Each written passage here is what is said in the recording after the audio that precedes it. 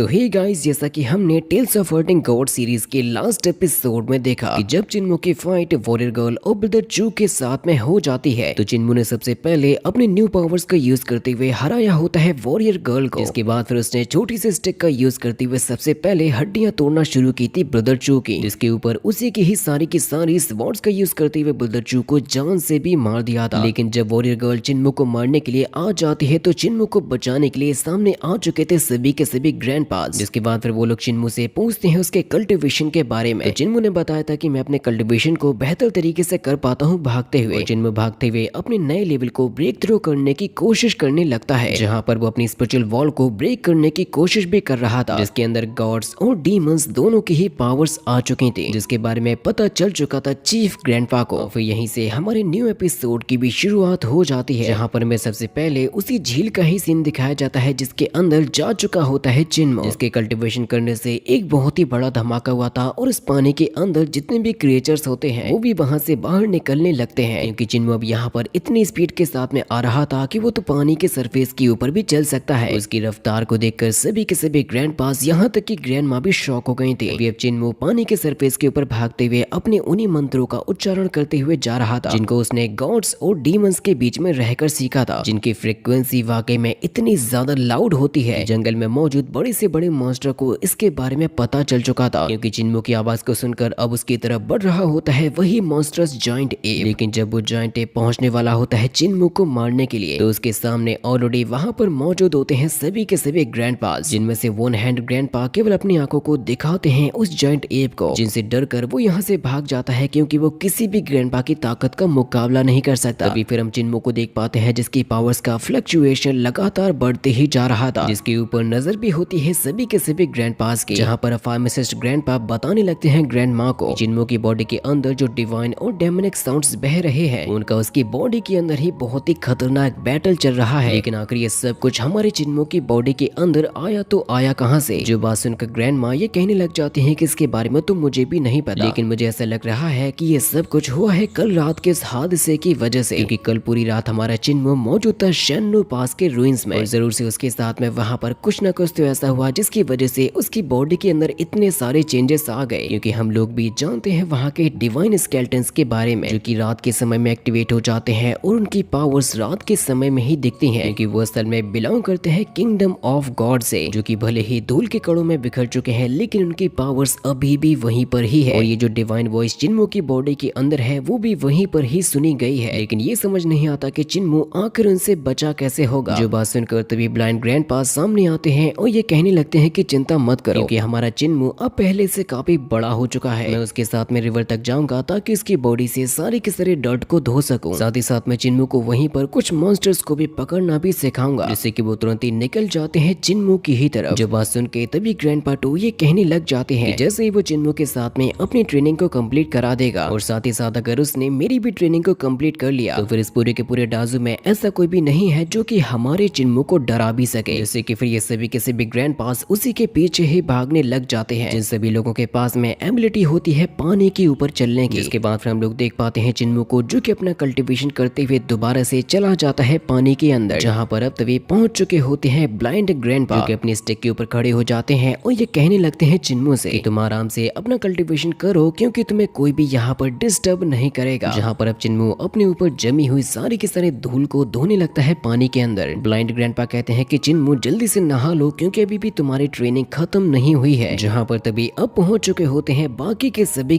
ग्रैंडपास, जो कि कहते हैं कि हाँ चिन्मू हम लोग अभी भी ये चाहते हैं कि हम तुम्हारी ट्रेनिंग को और भी अच्छे तरीके से कराएं। जहाँ पर तभी विलेज चीफ ग्रैंडपा आते हैं और वो ये कहने लगते हैं चिन्मू की बॉडी के अंदर गॉड्स और डीमंस दोनों की ही पावर्स आ चुकी हैं, यहाँ तक कि वो तो पहुंचने वाला है स्पिरिचुअल फेटिस रियल्म के पीक पर। कोई भी बिना अवेकन किया हुआ बच्चा अभी तक अपना दिमाग से फिर चुका होता या फिर इसकी मौत हो चुकी होती, लेकिन जो हरकतें चिन्मू कर रहा था वो तो एकदम ही अनबिलीवेबल थी। वो कहते हैं कि हमारा चिन्मू अभी भी इन चीजों को संभाल पा रहा है, लेकिन अगर सब कुछ इसी तरीके से ही आगे चलता रहा और उसने अपने आप को अवेकन नहीं किया तो हमें ये नहीं पता कि आखिर इसका चिन्मू के ऊपर क्या असर होगा। हो सकता है कि उसके साथ में कुछ अच्छा हो जाए या फिर ये भी हो सकता है कि उसकी जिंदगी खराब हो जाए, लेकिन आखिर कोई भी ग्रैंडपा चिन्मू के बारे में अभी फिलहाल में कुछ भी नहीं कर सकता। यहाँ पर तभी हम चिन्मू को पानी के अंदर काफी सारी मस्तियां करते हुए भी देखते हैं, जहाँ से फ्री होने के बाद अब वो आ चुका होता है वापस से अपने विलेज के अंदर। रात के वक्त वक्त में जब चिन्मू सो रहा था चारों तरफ ही शांति थी। तभी अब यहाँ पर अचानक से ही थोड़ी सी हलचल होना शुरू हो जाती है, क्योंकि दोबारा से चिन्मू की बॉडी और उसके स्पिरिचुअल वर्ल्ड के अंदर हलचल होने लगती है, क्योंकि उसके मन में फिर से वही मैजिक वॉइसेस दोहराने लगती हैं। ऐसा लग रहा था जैसे कि वो मैजिक वॉइसेस फोर्स कर रही हो चिन्मू को, ताकि वो अपने कल्टीवेशन को ना रोके बल्कि लगातार ही करता रहे, जिसकी वजह से ये सारी की सारी चीजें उसके दिमाग के ऊपर हावी होने लगती हैं, क्योंकि वो जो डीमन गॉड जिसकी पावर्स आ चुकी हैं चिन्मू के अंदर, उसकी पावर्स अब ज्यादा हावी हो रही थी चिन्मू पर। भले ही उनको ब्लॉक करने के लिए और पॉजिटिव एनर्जी को बनाए रखने के लिए चिन्मू के पास में होती है गॉडेसेस की पावर, लेकिन ये सब कुछ इतना खतरनाक तरीके से उसकी बॉडी में फैलने लगता है। चिन्मू जो कि आराम से अपने बेड के ऊपर लेटा हुआ था, उसकी बॉडी तो मानो ऐसे लगने लगती है जैसे कि वो हवा में फ्लोट कर रहा हो, और जैसे ये डार्क एनर्जी उसकी बॉडी के ऊपर हावी होने लगती है तो फिर इसी मोमेंट पर चिन्मू के गले में जो पेंडेंट लटका हुआ था उसकी एनर्जी एक्टिवेट हो जाती है, क्योंकि वही इकलौता ऐसे ट्रीजर है जो कि उसको बचाता है किसी भी डार्क एनर्जी से। मैजिक वॉइसेस चिन्मू की बॉडी और उसके दिमाग को पूरी तरीके से हिला के रख देती है, क्योंकि पहले से उसकी बॉडी में जो डार्क एनर्जी और जो घोस्ट की एनर्जी आ चुकी थी, उसके साथ साथ चिन्मू के स्पिरिचुअल वर्ल्ड के अंदर नई एनर्जी ने भी जन्म लेना शुरू कर दिया था। लेकिन उसका जो डिवाइन पेंडेंट होता है वो सारी की सारी एनर्जी को प्यूरिफाई करना स्टार्ट कर दिया था, जिसकी वजह से उसकी बॉडी में से एनर्जी का फ्लक्चुएशन भी बाहर निकल रहा था, और फाइनली थोड़े ही समय में उसकी बॉडी भी एकदम ही नॉर्मल हो जाती है डिवाइन पेंडेंट की वजह से। वो जो हवा में फ्लोट कर रहा था वो भी दोबारा से नॉर्मल होकर अपने बेड पर ही आ जाता है। जिन सारी की सारी चीजों को छुप कर देख रही थी ग्रैंडमा, जो कि वैसे तो काफी मिस्टीरियस होती हैं, लेकिन उन्हें चिन्मू की हमेशा ही चिंता भी रहती है, क्योंकि वो कभी भी ये नहीं चाहते कि किसी भी तरीके से चिन्मू को कोई भी परेशानी हो। और यही जो बातें होती हैं जो कि उन्हें बहुत ही ज्यादा परेशान कर रही थी, जिसके बारे में बात करने के लिए वो यहाँ से पहुंच जाते हैं विलेज चीफ ग्रैंडपा के पास में, और उनसे ये कहने लगते हैं कि हमारी चिन्मू की बॉडी के अंदर जो गॉड्स और डीमंस की पावर्स आ चुकी हैं, मैजिक वॉइसेस हर पल ही उसके दिमाग में घूमती रहती हैं। वो पूरी तरीके से चिन्मू के लिए बदल चुके हैं एक नाइटमेयर में, जो कि मुझे नहीं लगता कि वो इतनी आसानी के साथ में रुकेंगे या उसका पीछा छोड़ेंगे। जरूर से ये चीजें उसके हर्ट और उसकी सोल को अंदर ही अंदर से डैमेज भी कर रही होंगी। विलेज चीफ ग्रैंडपा कहने लगते हैं कि हाँ वो तो बात है, लेकिन साथ ही साथ ये चिन्मू के लिए एक मौके से कम नहीं है, क्योंकि इसकी वजह से हमारे चिन्मू के स्टेट ऑफ माइंड की भी अच्छी तरीके से एक्सरसाइज हो जाएगी। क्योंकि देखो हमारी तरफ बहने वाले कोई भी किसी भी तरीके के साउंड क्यों ना हो, वो सभी के सभी निकलते तो है डाजू से ही, लेकिन अब मेरे ख्याल से वो समय आ चुका है कि हमें चिन्मू को इस डाजू के बाकी के बचे हुए विजन्स के बारे में भी बता देना चाहिए, कि अब वो इतना बड़ा हो ही चुका है कि उसे डाजू के बारे में हर एक चीज जानना जरूरी है। ग्रैंडमा कहने लगते हैं कि नहीं, अभी मेरे हिसाब से वो समय नहीं आया है, क्योंकि डाजू के अंदर अभी भी इतने बड़े बड़े लेवल के खतरे भरे पड़े हैं कि हमारा चिन्मू उनसे लड़ नहीं पाएगा और उनसे बच भी नहीं पाएगा। विलेज चीफ ग्रैंडपा कहते हैं कि चिंता मत करो, चिन्मू ने अपने आप को हमारे सामने साबित करके दिखाया है। उसने हमें ये बता दिया कि वो बिना अवेकन किए इतना काबिल हो चुका है कि वो किसी भी परिस्थिति में खुद को बचा सकता है। इसीलिए मुझे ये लगता है कि हमें उसे अपनी जिंदगी को खुद से ही जीना सिखाना होगा। जो बात ग्रैंडमा को अच्छी तो नहीं लगती, लेकिन उन्हें ऐसा करना ही होगा। तभी वो ये कहने लगती हैं कि आज से कुछ साल पहले मैंने एक छोटे से बेबी को उठाया था पानी में से, लेकिन अब वाकई में ये समय आ चुका है कि उसे अपनी शर्तों पे ही जीना सीखना होगा। चीफ ये कहने लगते हैं कि हाँ वो एक बच्चा है जिसको गाँव के सभी डिसेबल्ड लोगों ने पाला पोसा है और उसको इतना काबिल बना दिया कि वो अपनी जिंदगी को अब खुद से चुन सकता है। और एक ना एक दिन ऐसा तो आना ही था जब वो हमें छोड़कर चला जाएगा। हम लोग इस बात को जानते हैं कि बाहर की तरफ डाजू कितना ज्यादा खतरनाक है, लेकिन अगर मुश्किलों से डरेंगे तो वो अपनी जिंदगी में नए एक्सपीरियंसेस को कैसे लेगा। लेकिन कम से कम उसके यहाँ से जाने से पहले हमें उसे इतना तो सिखाना ही होगा कि वो बाहर की दुनिया में सर्वाइव कैसे कर पाएगा, बड़े खतरों से कैसे लड़ पाएगा। जिसके बाद हमें अगले दिन दिखाया जाता है चिन्मू को, जो कि बाहर आ चुका होता है और इस बार अब वो जंगल के अंदर जाने वाला है अकेले ही। चिन्मू कहता है कि फाइनली वो वक्त आ चुका है जब मैं अकेले प्रैक्टिस कर पाऊंगा मेरे डाजू के अंदर। जिससे कि वो तुरंत ही काफी रफ्तार के साथ में निकल जाता है जंगल के अंदर। वो यहाँ से जा रहा होता है कुछ और नए रूइंस की तरफ। चिन्मू कहने लगता है कि ये बात तो मुझे भी नहीं पता कि डाजू में बने हुए रूइंस के अंदर क्या राज छुपे पड़े हैं, लेकिन अभी भी चिन्मू के लिए पूरा का पूरा डाजू एकदम ही अनजान है। वो उसके चंद हिस्से को जानता है जहाँ पर ग्रैंडपास ने उसको जाने की इजाजत दी थी। इधर उधर जाते हुए ये कह रहा था क्या ये चीजें मुझे मेरी स्पिरिचुअल वॉल को ब्रेक थ्रू करने में हेल्प कर भी पाएंगे, क्योंकि उसके लिए हाल फिलहाल में सबसे बड़ा टास्क तो यही है कि उसको ब्रेक थ्रू करना होगा अपनी स्पिरिचुअल वॉल को। इसी के चिन्मू और भी नए नए एक्सपीरियंसेस को लेने के लिए अलग अलग तरह की जगहों पर जा रहा था, अलग अलग तरीके के बीस्ट से भी मिल रहा था। जिनमें से वो कुछ को हराता है तो कुछ के साथ में खेलता भी है। पानी के ऊपर दौड़ना और छोटे मोटे बीस्ट को मारना उसके लिए बहुत ही ज्यादा आसान हो चुका था। लेकिन चिन्मू जंगल के अंदर जो सबसे ज्यादा कर रहा होता है वो होती है उसकी मस्ती। लेकिन किसी किसी बार ये मस्ती उसके ऊपर भारी भी पड़ सकती थी। इसके बाद फिर हम लोग चिन्मू को देख पाते हैं जो कि पानी के अंदर अपनी कुछ नई टेक्निक्स को यूज करने की कोशिश कर रहा था। असल में प्रैक्टिस करने की कोशिश कर रहा होता है ली इन 8 फॉर्म के फर्स्ट फॉर्म को उसने अपने हाथों के अंदर ही क्रिएट कर ली होती है स्प्रिंग थंडर को, जिस थंडर अटैक के अंदर वाकई में इतनी ज्यादा पावर होती है कि चिन्मू ने अपने केवल एक ही अटैक के साथ में सुनामी को उठा दिया था। इतना सब कुछ करने के बाद भी वो अभी भी यूज नहीं कर पाता अपनी पाम थंडर टेक्निक को, जो कि उसके ग्रैंडपा माँ ने उसको सिखाई थी। उन्होंने उससे कहा था कि तुम्हें टेक्निक को यूज करने के लिए केवल एक पंच और केवल एक पाम की ही जरूरत होती है जो कि क्रिएट कर सकते हैं थंडरस साउंड को। थंडर की जो साउंड होती है वो इतनी ज्यादा स्ट्रांग होनी चाहिए, वो किसी के भी हर्ट को चीरते हुए पहुंच जानी चाहिए उसकी सोल तक, तभी जाकर वो पहुंच सकता है ली इन 8 फॉर्म के फर्स्ट लेवल पर। लेकिन चिन्मू ये सब कुछ करते हुए इस बात को रियलाइज करता है कि वो असल में आ चुका है काफी दूर और वो पहुंच चुका होता है एक बहुत ही अजीब सी जगह पे, जो एक्चुअली में देखने में लग रहा होता है एक रूइन के ही जैसे। चिन्मू बताता है कि वो असल में पहुंच चुका है योंगजियांग रिवर के शायद आखिरी छोर पर। उसे ये पता भी नहीं चला कि वो भागते हुए कहां पर आ गया, लेकिन फिर भी उसके मन में क्यूरियोसिटी होती है कि वो इसके अंदर जाए। यहाँ नदी के किनारे पर ही रखी हुई होती है एक नाव, जिससे कि चिन्मू तुरंत ही उसी नाव में बैठता है और ट्रेवल करते हुए जाने लगता है इस नई जगह पे, जहाँ के बारे में फिलहाल में तो चिन्मू को जरा सा भी अंदाजा तक नहीं था, लेकिन नए एक्सपीरियंसेस के नाम पे उसे ये जगह घूमनी ही होगी। चिन्मू जैसे ही उसकी सीढ़ियों पर जाने लगता है तो वो ये देखता है ये जगह वैसे तो देखने में किसी रूइन के जैसे नहीं लग रही है, क्योंकि ये जगह तो एक्चुअली में होती है एक टेम्पल, जहाँ का नजारा बाहर से देखने में भी उतना ज्यादा खतरनाक नहीं था। चिन्मू जब स्टेयर्स पे चलते हुए जा रहा था उसको वहीं पर बंधी हुई दिखाई देती है काफी मोटी मोटी चेन, जिन्होंने एक्चुअली में लॉक करके रखा हुआ होता है एक ब्रॉन्ज से बने हुए स्टैचू को। जो चीजें सच में चिन्मू के लिए बहुत ही ज्यादा अजीब होती है, क्योंकि अभी तक उसको ग्रैंडपास ने कभी भी इन चीजों के बारे में बताया तक नहीं था। वो कहने लगता है कि मैंने अभी तक जितने भी बड़े बड़े रूइंस को देखा है वो सभी के सभी तो थे ड्रैगन किंग के टेम्पल, लेकिन इस टेम्पल के अंदर ये जो ब्रॉन्ज स्टैचू है वो तो मुझे ना तो किसी ड्रैगन के जैसा दिखाई देता है और ना ही किसी गॉड के जैसा। वो कहने लगता है कि ये तो मुझे दिखाई दे रहा है लेजेंडरी जैन स्टैचू के जैसे, जिन्होंने एक बार काफी सारे मॉन्क्स को एक बहुत ही बड़े खतरे से बचाया था। चिन्मू को याद आता है कि ब्रांड ग्रैंडपा ने उसको ये बताया था कि अगर वो कभी किसी टेम्पल के अंदर जाता है तो उसको इंसेंस को बर्न करना होगा और जैन गॉड की वर्शिप करनी होगी, और याद रहे कि उस इंसेंस से किसी भी तरीके का फ्रेग्रेंस नहीं आना चाहिए, जिसका यूज केवल और केवल हमें टेम्पल के सामने ही करना चाहिए। इसी के अब चिन्मू सबसे पहले अपना इंट्रोडक्शन देता है उसी जैन स्टैचू को। वो बताता है कि वो यहाँ पर आया है डिसेबल्ड लोगों के गांव से, जो पड़ता है इसी योंगजियांग रिवर के ही किनारे, जो कि एक बहुत ही अच्छी जगह है जहाँ पर मैं अपने सभी किसी भी ग्रैंडपास के साथ में रहता हूँ। जहाँ पर चिन्मू को थोड़ी सी अजीब सी फीलिंग आ रही थी। उसी मोमेंट पर उसको अपने ब्लाइंड ग्रैंडपा के द्वारा कही गई एक बात याद आती है। उन्होंने उससे कहा था कि तुम जब कभी भी वाइल्डनेस के अंदर अकेले रहोगे तो तुम्हें एक शब्द को हमेशा ही याद रखना होगा, जो शब्द उन्होंने उसके कान में कहकर बताया था। चिन्मू सोचने लगता है कि मेरे ब्लाइंड ग्रैंडपा एक ओल्ड पर्सन है और उन्होंने मुझसे जो भी कहा था वो किसी भी हाल में गलत तो नहीं हो सकता। जिसके आगे की स्टोरी को देखने के लिए जल्दी से चैनल को सब्सक्राइब भी कर दो।